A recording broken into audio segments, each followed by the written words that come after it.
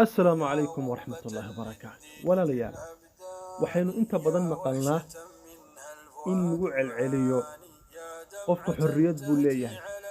قف نلشيسة حرب وياهي هذا الكيسة حرب وياهي فكر كيسة وحو قرية وحو قهضلي انت بحرب وياه وحيس ويدين له حرية أي إن للدونية أي إن للربان ومن نوعية ومن سبية waxaan kula rabaa inaad isweydiiso adigu maadaama aad tahay qof muslim ah xorriyadda ka maqan maxay tahay xorriyadda ka maqan ee aad raadinayso ee shareecada iyo diinta islaamka aanay ku siinin ee ay ka qadisay ee aad maanta baadi goolaysa maxay tahay calaamad su'aasha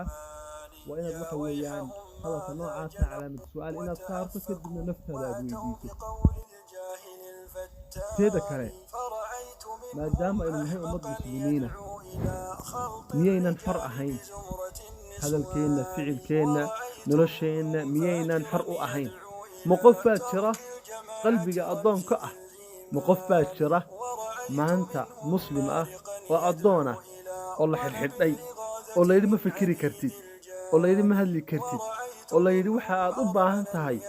hadal hadday noqotay ficil hadday noqotay qoraal hadday noqoto intaba kuma caddayn kartid xorriyaddii laga qaaday waxaa isweydiin leh haddaba in aad ogaato fikirka noocan ayaa ku baaqa fikirka noocana yaa ku baaqa waxaa ku baaqa reer galbeed iyo gaalo iyo cidda iyo ka agdhow ee ah caqlaaniyiinta haddaba waxaad ogaataa maadaama aad tahay qof muslima aad tahay nin muslima gabadh muslimada xorriyadda shareecadana diintu ayna siisay iyo xorriyadda iyagu ay noogu baaqayaan waa laba kala duwan